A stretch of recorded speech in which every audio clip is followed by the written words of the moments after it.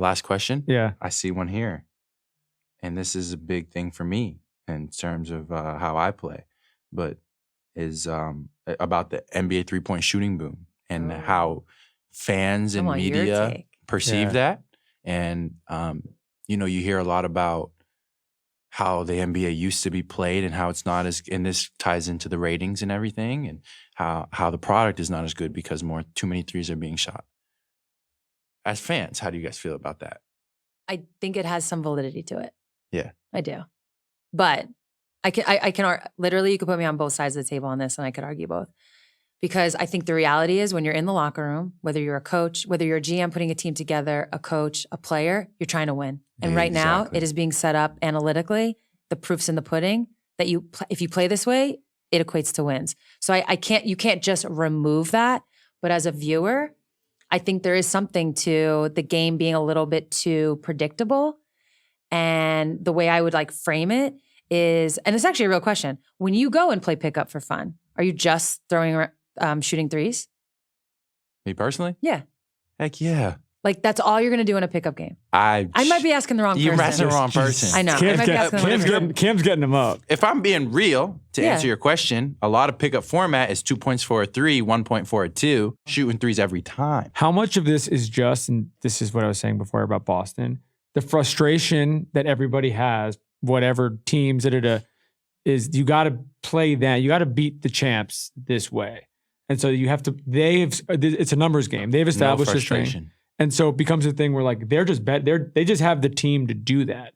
And so when that team doesn't exist in whatever many years, is this going to go away because this is just built around how they particularly play? You're not trying to mimic Boston. You're not. You're trying to win the game. And I think he's saying you can only beat them by doing it a similar way because their points per possession. But I think you can only beat anybody by doing it. Yeah, I agree. I think it's okay. So you watch basketball over time, the game has changed a lot, and every time it's changed, I would argue that it has the teams in the 80s would beat the 70s, the 90s would beat the 80s. The game changes in that way because you learn and you figure out what works. For the sake at putting myself at risk, I'll go back and watch games from the earlier 2000s, from the 90s.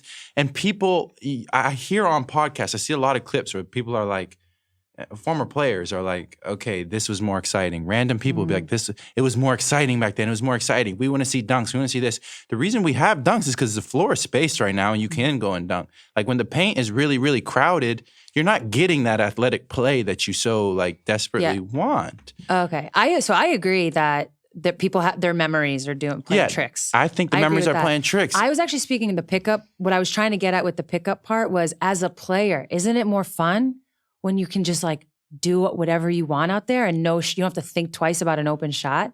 That to me, when I play pickup, I'm not playing analytical basketball.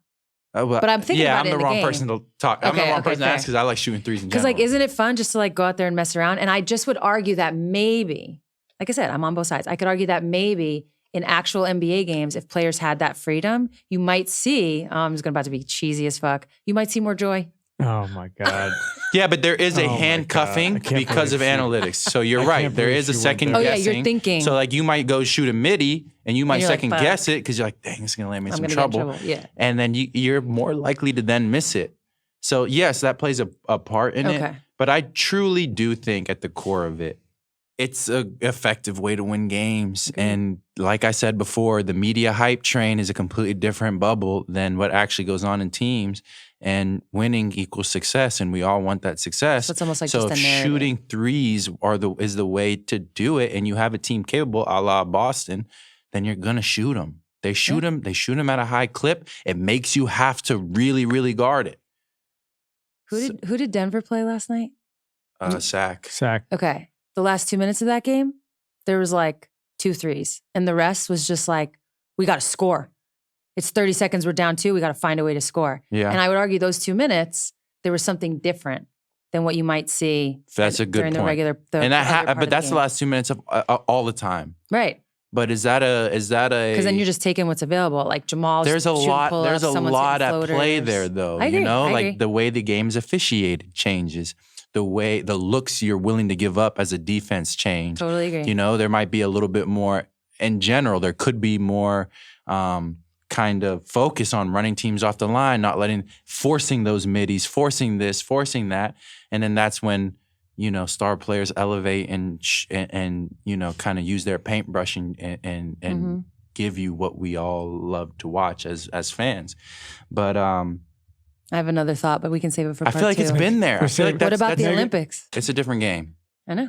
It's not as many threes. But it's the way FIBA is played. I know.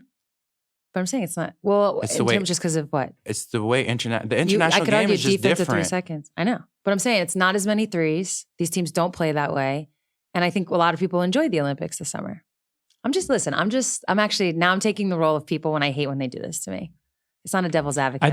I think on part 2 we're going to set. We're going to. No, we're going to switch. I have an answer for that. We're going to switch sides. What's the answer? I don't want to be this person.